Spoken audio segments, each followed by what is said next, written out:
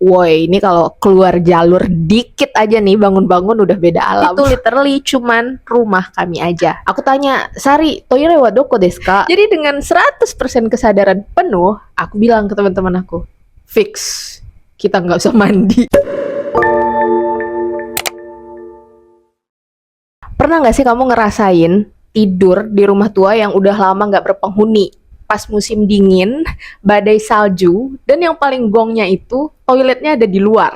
Aku pernah, dan itu menjadi pengalaman paling absurd, tapi paling berkesan dalam hidup aku selama student exchange. Nah, jadi aku itu student exchange ke Jepang, guys. Seperti yang kita ketahui, Jepang itu nggak cuma negara maju, tapi juga negara yang syarat akan kekayaan budayanya. As I know, Jepang itu nggak cuma negara yang nyaman buat kita belajar ilmu akademik, tapi soal ilmu kehidupan juga. Jadi selama 6 bulan aku di sana, banyak banget pelajaran tentang hidup yang aku dapatkan. Sampai aku bilang nih ke teman-teman aku, kalau misalkan kamu mau belajar jadi manusia, the real manusia, belajarlah sama orang Jepang. Karena selain negara yang maju, mereka itu peradaban manusianya juga luar biasa bagus banget. Jadi kalau ada istilah suatu negara akan bisa maju apabila rakyatnya beradab, itu benar banget. Program student exchange yang aku ikutin ini mulai dari September 2016 sampai dengan Februari 2017. Jadi kurang lebih selama 6 bulan. Jadi program ini tuh merupakan hasil kolaborasi antara perguruan tinggi aku di Pontianak dengan salah satu perguruan tinggi yang ada di Jepang, di Prefecture Kochi.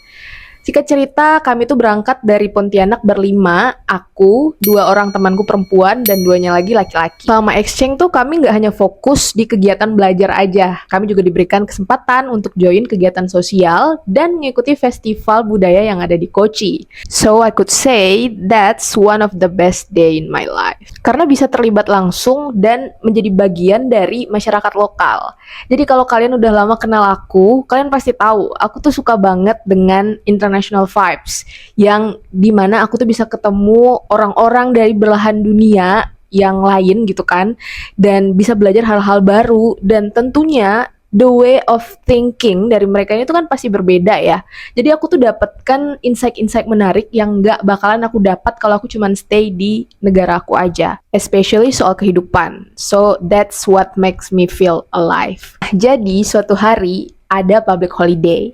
Aku lupa public holiday apa, tapi di Jepang tuh termasuk negara yang banyak juga public holiday-nya kayak Indonesia. Jadi public holiday itu merupakan salah satu momen yang paling ditunggu banget, terutama buat mahasiswa. Karena kita udah semingguan padat dengan agenda akademik. Di jauh hari itu kami udah bilang ke sensei, dosen pembimbing kita gitu. Kita manggilnya sensei. Karena kita tuh suka banget dengan vibes pedesaan dan juga masyarakat desa, yang kita tuh udah sering pergi mengikuti kegiatan volunteer di sana. Jadi kita bilang nih, sensei, kira-kira memungkinkan nggak ya kalau suatu hari nanti kita sebelum pulang ke Indonesia, kita nginep dulu nih di salah satu rumah masyarakat lokal, kayak 1 malam aja sensei. Kayak kita tuh pengen banget gitu ngerasain yang bener-bener real Japanese. Terus kata sensei, oh boleh, kalau kalian mau minggu depan aja nih pas public holiday, belum ada agenda kan. Kata sensei, ke Otoyo aja, kan kalian udah pernah ke sana. Nah, mendengar respon sensei yang seperti itu, excited banget lah kan kami-kami ini. Jadi balik ke apartemen, kita diskusi nih, siapa aja yang mau pergi. Nah, akhirnya hasil diskusi itu menyatakan kalau yang pergi itu adalah cewek-cewek aja. Karena aku lupa alasannya kenapa, tapi kayaknya yang cowok tuh pengen me time gitu di apartemen. Biasalah kan, kayaknya mereka main game saat itu, aku juga lupa. Otoyo, desa yang bakalan kita kunjungin ini adalah salah satu desa yang berada di daerah Prefecture Kochi. Prefecture itu kayak kabupaten guys, dan berada di daerah pegunungan Kepulauan Shikoku. Jadi Otoyo ini tuh benar-benar yang kayak hidden game banget gitu. Segala pemandangannya itu asri banget, tenang, dan pemandangannya tuh luar biasa cantik banget.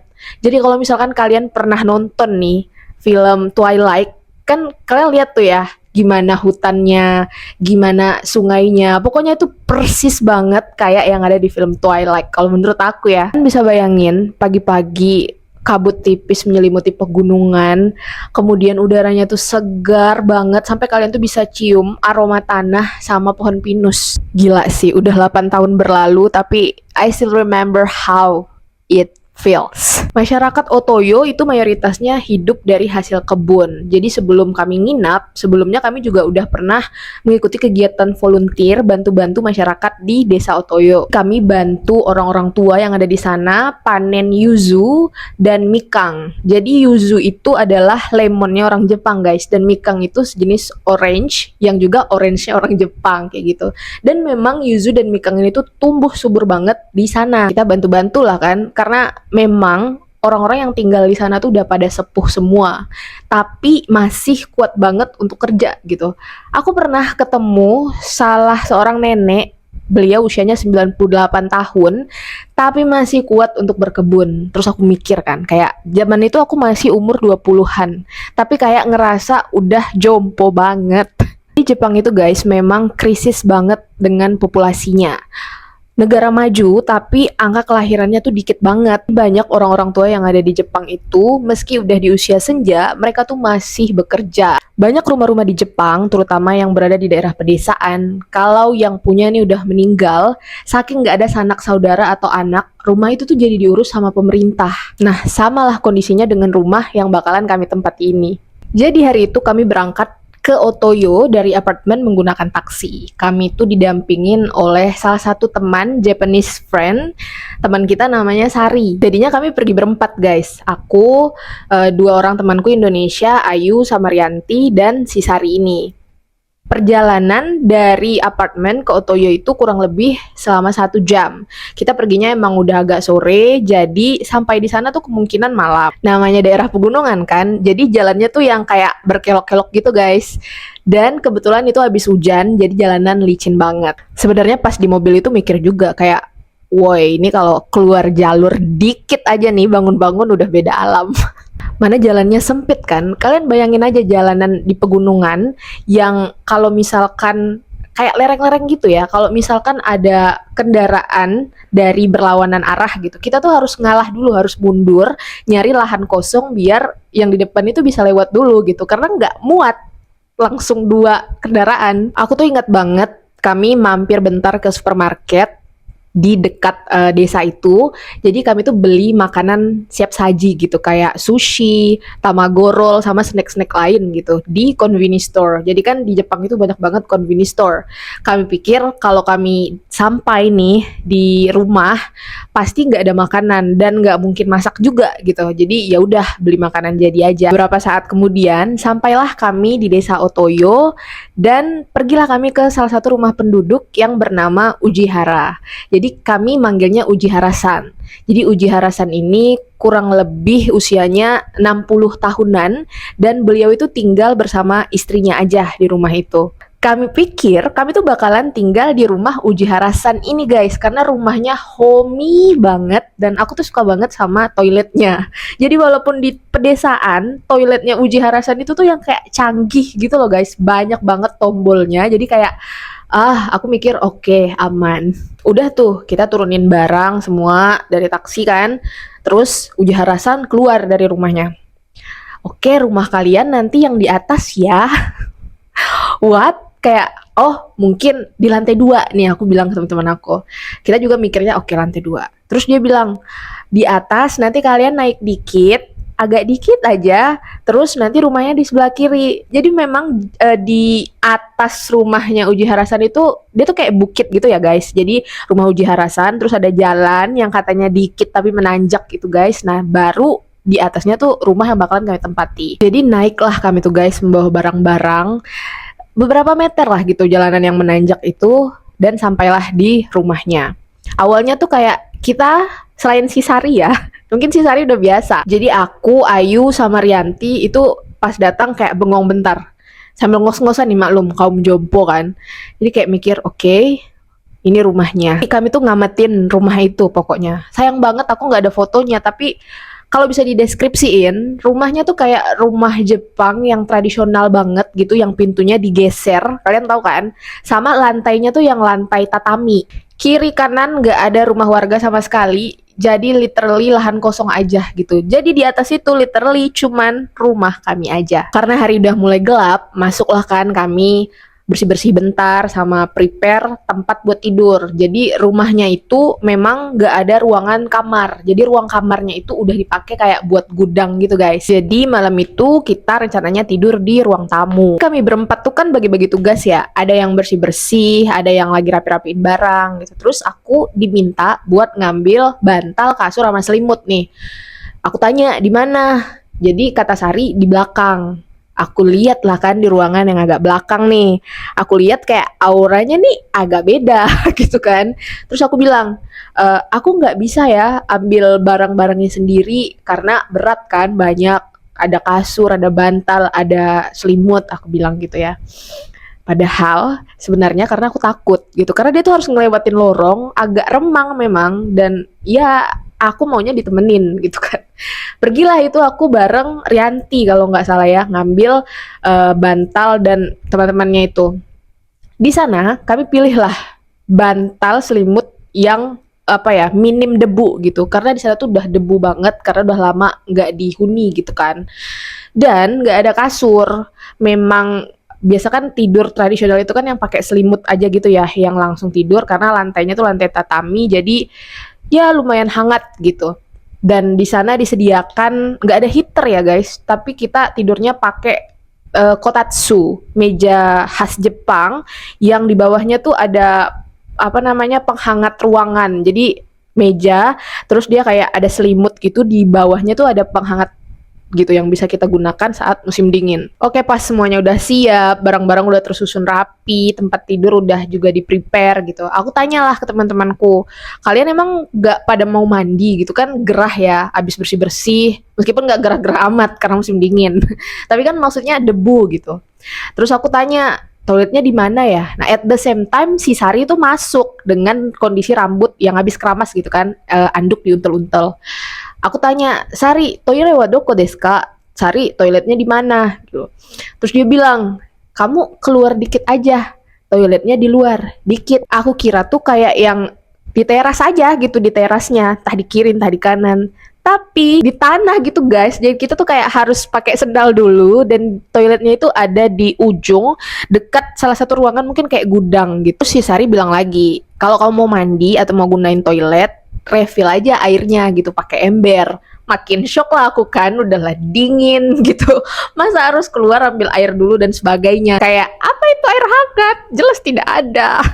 Jadi dengan 100% kesadaran penuh, aku bilang ke teman-teman aku, fix, kita nggak usah mandi. Dan diresponlah oleh teman-teman aku dengan keyakinan 1000%, oke, kita nggak akan mandi.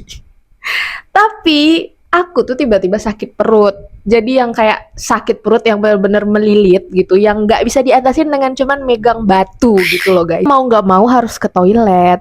Nah, pas ke toilet, mau refill air nih. Aku buka tuh pintu toiletnya. Ternyata literally yang kayak jamban gitu loh guys. Bawahnya bolong, atasnya bolong. Jadi cuman tengah-tengahnya aja tuh yang dikasih kayak kayu-kayu gitu. Terus aku lihat ke bawah, itu tuh salju putih semua. Terus aku mikir, ini aku kan ngambil air nih ya buat cebok sama buat nyiram kloset gitu kan. Tapi kalau langsung plung ke bawah, mana salju pula terus disiram gitu, itu ngalir kemana? Apa nggak akan ngerusak ekosistem nantinya gitu? Aku mikir gitu. Sumpah ya guys, aku tuh nggak dapat konsepnya itu seperti apa. Tapi karena udah nggak tahan, ya tetap harus dilakukan itu kan yang namanya BAB. Jadi aku menganutlah konsep ki sera sera, whatever will be, terserah itu gimana, yang jelas aku melakukan sesuai prosedur yang berlaku. Udah nih selesai drama pertoiletan, akhirnya aku masuk ke rumah. Di situ kami sepakat buat nggak minum banyak, jadi biar malam tuh nggak harus ke toilet gitu, karena malas banget, dingin banget, dan salju tuh makin malam dia makin tebal. Jadi malam itu kami menikmati sunyi aja gitu, dengan suara angin, ngobrol-ngobrol santai gitu, kayak deep talk gitu lah guys sebelum tidur kan, sambil ngemil cemilan yang kita udah beli di supermarket. Dan aku tuh bilang ke teman-teman aku, ini tuh kayak seru banget ya, kita bisa ngerasain ini, pengalaman sekali seumur hidup yang gak akan mungkin bisa terulang gitu. Kalaupun bisa terulang, kita ulang lagi, pasti semuanya gak akan sama kayak gini. Kita tuh kayak ngerasa bersyukur banget bisa diberikan kesempatan untuk enjoy. Dan nantinya tuh bisa kami ceritakan ke anak cucu kan. Jadi kayak senang banget. Karena hari semakin malam, kami tuh udah berdiskusi mengatur posisi tidur gitu.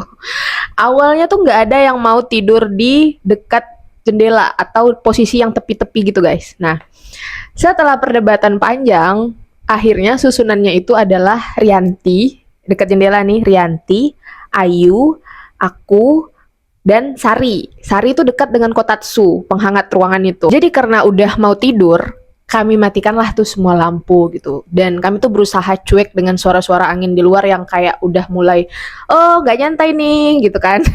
Tapi sebisa mungkin kami tuh berusaha untuk menutup mata segera gitu. Udah kayak ya Allah cepatlah pagi gitu kan. Nah udah nih ya, udah susah buat coba tidur, udah mau tidur, ayo buat gara-gara nariklah dia selimut gitu kan. Dan aku tuh kayak yang kebangun lagi gitu karena dingin ya, jadi kerasa banget. Wah nggak bisa nih, aku bilang ya udah aku tarik nih selimutnya si Sari. Udah kan tidur lagi aku, terus habis tuh si Sari narik balik selimutnya. Jadi malam itu tuh aku tidur, berusaha tidur tanpa selimut. Dan Sari itu kan, maksud aku kan dia dekat sama heater ya, Kotatsu itu. Jadi ya bisa lah bagi selimutnya dikit gitu ke aku.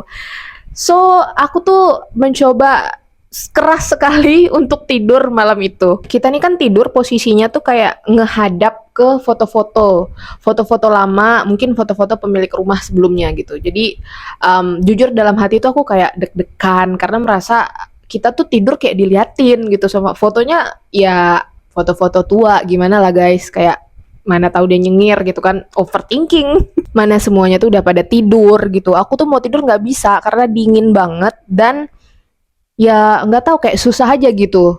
Dan suara anginnya itu yang makin malam makin gede, badai, ternyata badai salju di luar, yang anginnya tuh kayak buat rumah tuh kayak goyang gitu ya menurut aku, karena segede itu anginnya. Karena aku nggak mau bangun sendirian gitu kan, jadi aku cobalah lagi untuk tidur, meringkuk aku ke arah Sari gitu kan, karena aku malas banget ngeliatin foto.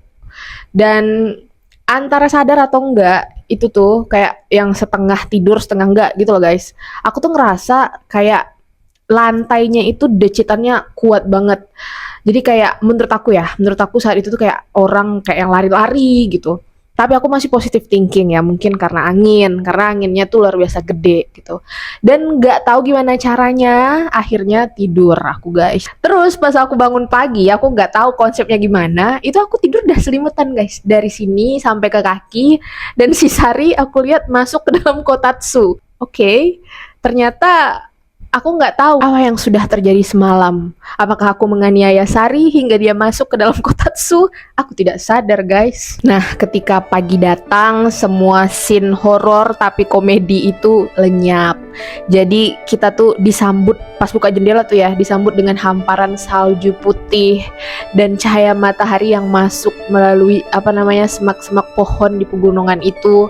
Sumpah view-nya tuh kayak kita tuh lagi di negeri dongeng. Kami keluar lah kan, main-main salju, foto-foto gitu, karena memang view-nya tuh bagus banget gitu. Kayak aku orang Indonesia yang tinggal di kampung, and this is my first time seeing snow gitu kan.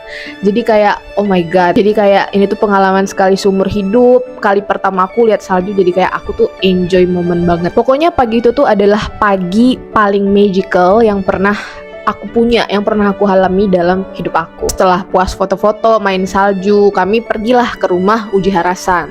Nah di rumah Uji Harasan ini kami disuguhi berbagai macam makanan nih, karena memang kami diundang buat sarapan.